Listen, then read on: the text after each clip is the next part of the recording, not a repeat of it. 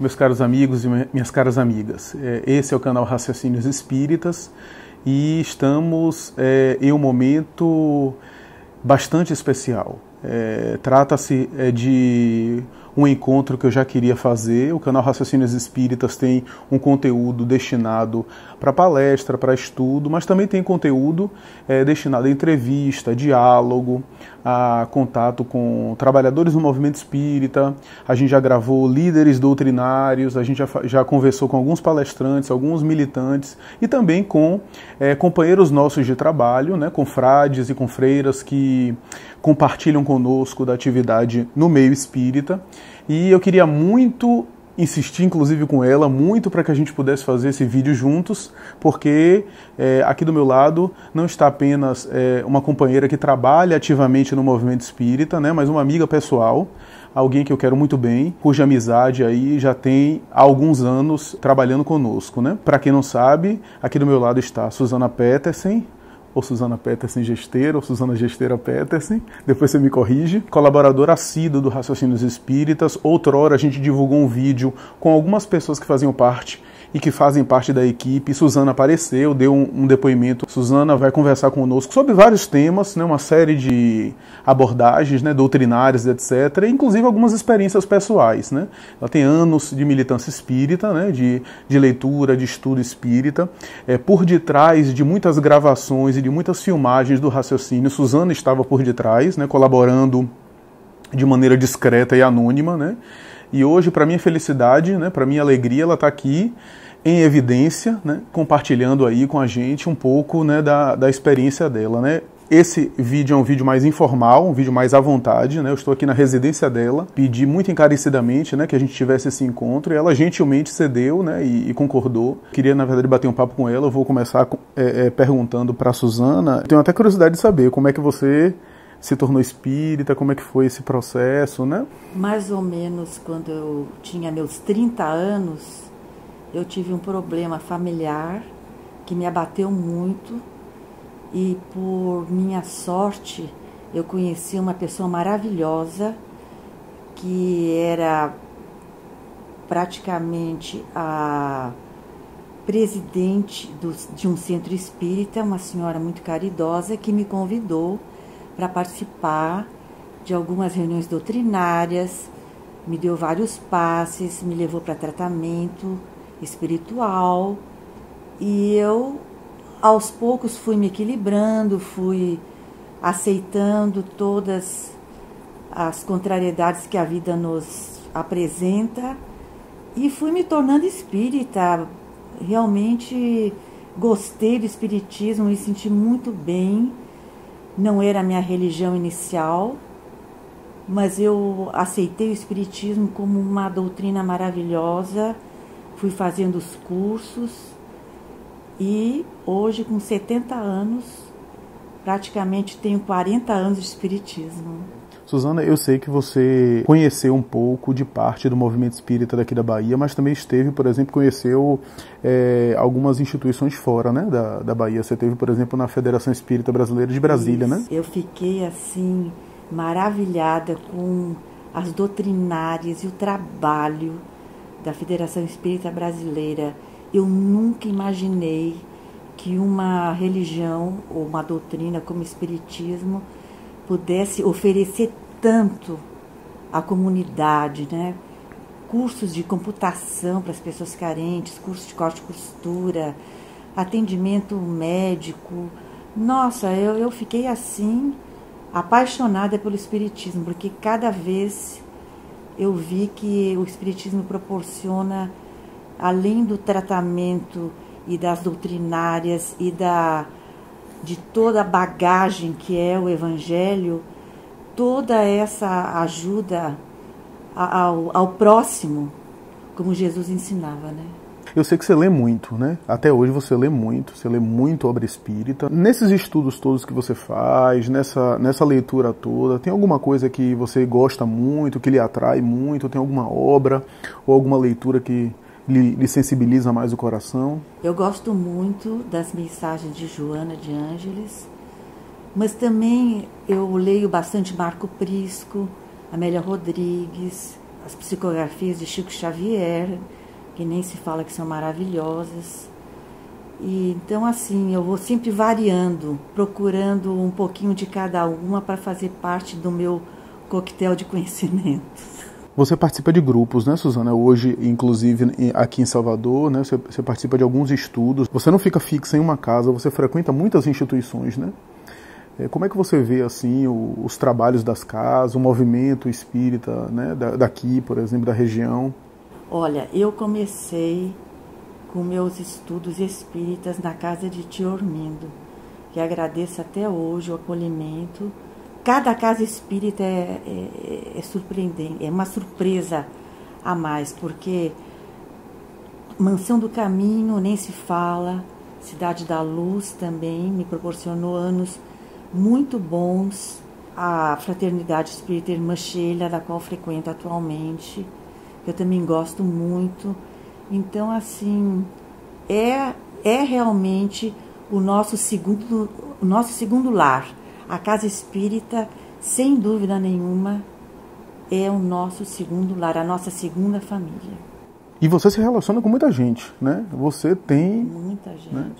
Né? Eu, como orador espírita, por exemplo, não tenho o nível de relacionamento que você tem com as pessoas. Você tem um conhecimento, né?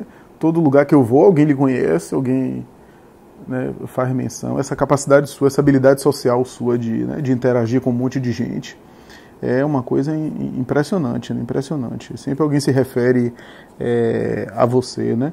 E nesses grupos, tem alguma coisa que também lhe chama a atenção? Tem alguma coisa que você acha que lhe toca mais o coração, né? Algum estudo específico que lhe atrai mais? Eu sei que você gosta da Revista Espírita. Gosto. Eu gosto muito da Revista Espírita, apesar de só ter lido, por enquanto, poucos volumes, né? Mas, assim, voltando aos estudos, o que eu acho é o seguinte: o Evangelho, o estudo do Evangelho, eu acho que todo mundo deveria fazer, porque é o que fortifica. As obras de Joana te dão, assim, uma visão do que é a psicologia no mundo espiritual, porque a nossa psicologia aqui da Terra ainda está muito aquém da psicologia espiritual. Então é muito interessante, muito bom, maravilhoso. E as obras de André Luiz são que nos proporciona também a visão da vida espiritual, a maneira como iremos viver, que ele nos dá assim toda uma visão de como nós poderíamos usufruir disso se nos transformarmos aqui na Terra. Então eu acho que todos os estudos compõem um pouco dessa história que nós deveríamos passar aqui na Terra. Aliás, eu sou muito agradecida por poder fazer parte desses cursos. Eu acho que não poderia mais viver sem esses cursos. Já fazem parte do meu cotidiano, eu já espero esses dias certos. Aproveito muito e sou muito agradecida mesmo por poder ter essa oportunidade aqui na Terra. Você passou por uma experiência agora recente, uma experiência delicada, né? Uma experiência delicada de saúde, né? Primeiro, o que foi que você teve, né? O que foi que ocorreu? Eu tive no dia 18 de dezembro, eu não estava passando muito bem, minha filha me levou para o cardiopulmonar e foi constatada uma pneumonia bacteriana. Desde o primeiro dia, eu já entrei em estado crítico, e já fui logo para a UTI, onde eu fiquei 27 dias na UTI, 3 dias completamente desenganada.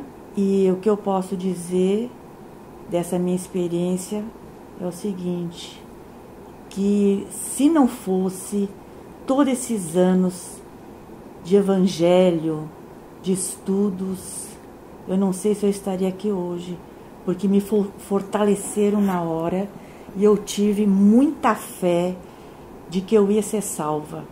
Momento algum eu pensei em morrer e sou muito agradecida a esses anos, como me fizeram bem, como foi uma bagagem assim importante na minha vida, o Espiritismo, que eu realmente tive fé, eu acreditei que eu pudesse sair dessa. Então eu posso dizer a vocês que às vezes a gente está com um pouquinho de cansaço, não quer ir para o Evangelho, não quer ir aqui, não quer ir ali. Vale a pena a gente participar desses cursos. Vale muito a pena. Foi o que me fortificou e o que me segurou nesses dias bem difíceis que eu passei no hospital. E hoje estou aqui já com 2 semanas de alta, já falando que eu perdi fala, perdi a maneira de deglutir, perdi um pouco da visão, perdi a forma de caminhar, que estou reaprendendo tudo, mas estou feliz, estou agradecida. É isso que eu posso falar. Só para contextualizar, você teve uma infecção generalizada, né? Isso. A princípio dores nas costas, que era o pulmão, e você né, pensou que era até algo da coluna, né? Mais tarde se constatou que era uma pneumonia, uma infecção generalizada. O antibiótico que o hospital inicialmente deu, as bactérias combatiam muito, você entrou em choque séptico, você ficou em coma, né? Foi sedada. Parou o rim. Tive trombose. Trombose, teve, inclusive, risco de comprometimento cardíaco. Né? Risco de várias taquicardias. Você ficou num risco, assim, de morte mesmo, né? Num risco de morte mesmo. Que ninguém sabe como é que eu escapei dessa, nem os próprios médicos. Uhum. Então a gente pode dizer, como diz o Espírito José, Espírito Protetor, 1862, crede e esperai, sem jamais fraquejar. Os milagres são a obra da fé.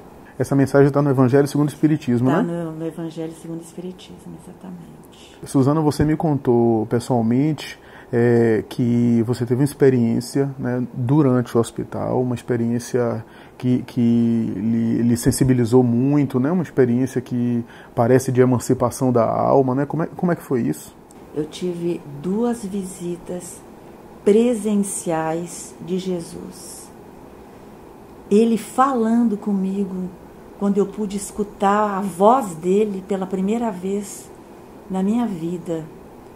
E ele me consolando, uma coisa assim indescritível, maravilhosa. A primeira vez, ele em pé conversando comigo, e a segunda vez, ele sentado perto de um poço de água. Não entendi direito se era aquele, se você beber dessa água, você será salvo, como quem diz, se você se entregar inteiramente. E eu realmente segurei nas vestes dele. Eu pensei nessa passagem do Evangelho da mulher do fluxo de sangue e disse, não, se ele segurou a mulher do fluxo de sangue, por que ele não vai me curar também? E eu acreditei muito nisso, acreditei mesmo. E eu acho que foi isso a melhor experiência que eu tive. Durante, portanto, o sono, né, você teve essas visões, né? E você teve aquela necessidade de segurar as vestes dele, isso. Né? Me lembrei disso, assim, foi uma passagem que me veio assim, de relance, que eu pude constatar que não, isso aconteceu mesmo, e pode acontecer comigo, eu vou acreditar. Uhum. Daí eu relaxei, porque eu me entreguei completamente a ele. Eu ainda disse para ele, seja feita a vossa vontade. Uhum. Se eu tivesse que desencarnar ali naquele momento, eu acho que desencarnaria muito bem. Só fazendo uma consideração doutrinária, que é interessante para quem assiste, especialmente o estudioso da doutrina espírita, essa experiência, Allan Kardec chama de êxtase no capítulo da emancipação da alma, né, que pode acontecer inclusive em estados de muita convalescência, estados de doença, onde o espírito está com laços frágeis em relação à matéria, né, principalmente com o corpo debilitado, como também os êxtases dos santos, né, de uma emancipação da alma muito, muito acentuada, a ponto de haver o risco inclusive da desencarnação. Os estados de EQM, experiência quase morte, resulta também nesse tipo de experiência.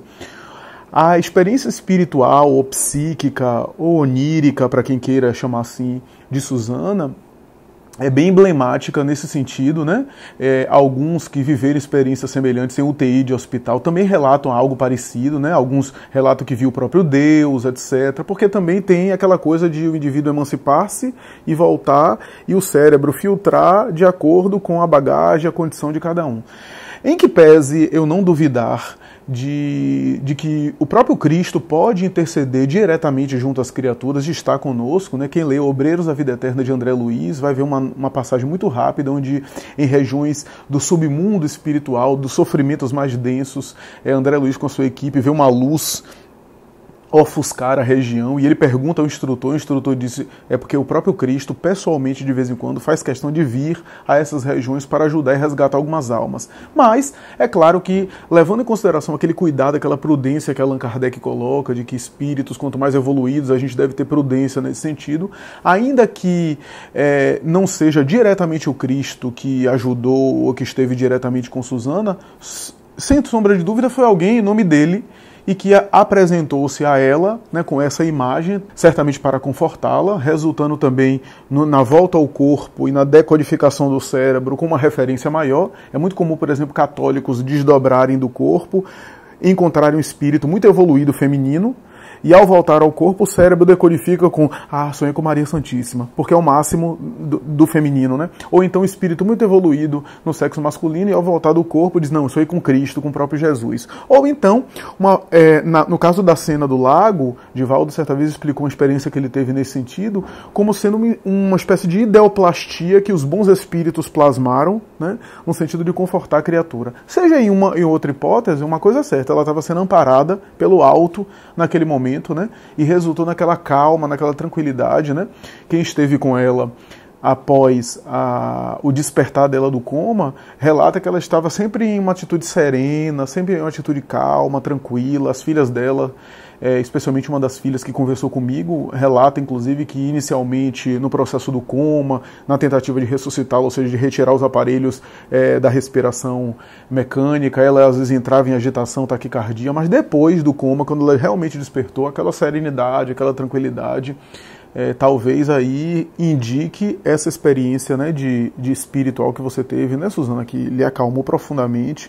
E você, Susana, comentou uma coisa muito interessante, que eu até comentei agora recentemente na palestra, que é essa coisa do alimento espiritual, né, da nutrição espiritual. Você, ao longo dos anos, estudando Espiritismo, estudando Evangelho, se fortaleceu de tal forma que no momento de uma dificuldade dessa, não tem ninguém que vai poder suprir totalmente o que você passa. O desafio é muito pessoal, né? Claro, família é importante, todos apoiando é importante, mas é você com você mesmo ali, né? E tem muito da bagagem dos recursos que você tem, né, para passar por uma situação dessa, né? Então isso serve de exemplo, né, e de referência, porque às vezes a gente perde tempo, como você falou, né, não levando as coisas a sério, não se dedicando ao lado espiritual. E no momento de uma prova difícil dessa, a gente reage mal. Eu acho que com esses 40 anos de espiritismo realmente me fortificaram de uma maneira tal que eu consegui superar, claro que com a ajuda espiritual, sem ela não teria conseguido, mas foi muito importante a minha participação, principalmente no Evangelho, que eu acho assim que o Evangelho, eu já fiz não sei quantos anos, já repeti tantos anos o Evangelho, que eu já nem sei, já perdi a conta, mas valeu a pena, viu? E vou continuar no Evangelho. Quer fazer alguma consideração final? Acho que a gente já está indo para o final do nosso vídeo. Se você quiser comentar mais alguma coisa. Não, eu gostaria assim que esse meu depoimento servisse de ânimo para as pessoas que ainda não estão fortalecidas na fé. Muita gente duvida que Deus existe, fica no meio termo, não se decide para lado nenhum. Eu posso dizer a vocês que vale a pena. Não pelo Espiritismo, que o Espiritismo foi a doutrina que me saciou, que me confortou. Até uma pessoa que tem uma fé viva em outra religião vai fazer muita diferença. Com certeza. Agradeço essa oportunidade de poder dar esse depoimento Agradeço a Flávio, meu amigo do coração. E muito obrigada. É isso, meus amigos. Tenho certeza que vocês vão gostar, né? O canal aí conhece agora a Suzana de maneira direta, aqueles que acessam a nível nacional e até internacional, né? Que acompanham o canal. Essa é uma das grandes colaboradoras, eu até diria uma das grandes responsáveis pelo canal, porque graças ao incentivo dela lá no início, resultou em tudo isso que a gente está vendo aí, numa produção de conteúdo vertiginosa, né? Numa coisa absurda no bom sentido da palavra, né, de estudo, de conteúdo, de outros companheiros que também colaboram, que também se juntaram a nós. Percalços existem, desafios existem, né, desafios de toda sorte, né, de encarnados e desafios espirituais. A gente conversava outro dia, eu e Suzana, em relação a isso, como uma tarefa como essa, né, de divulgação espírita, às vezes provoca os ânimos, né, gera, por exemplo, a armadilha das trevas no sentido de envolver, né, os nossos esforços, os nossos trabalhos, né, não é diferente, né, aconteceu com Cristo, aconteceu com os apóstolos e acontece conosco, é claro, na medida, né, da proporção que a gente está aqui se comparando, né, levado às devidas proporções, né, e os desafios existem, houve, inclusive, na amizade nossa com Suzana, tentativas de tentar desarticular isso, né, de pessoas inclusive mal intencionadas nesse sentido, né, e que nunca conseguiram por conta, né, do legítimo afeto que nós temos reciprocamente um pelo outro, sobretudo no ideal, tanto eu com o ideal espírita, como ela, que também tem um ideal sincero, né, espírita, dedicando-se aí à causa do Evangelho, dos ensinos evangélicos e, o mais difícil, a vivência de todos eles, né? Então eu agradeço muito a ela, né? Espero que vocês gostem, né? E até a próxima, se Deus quiser.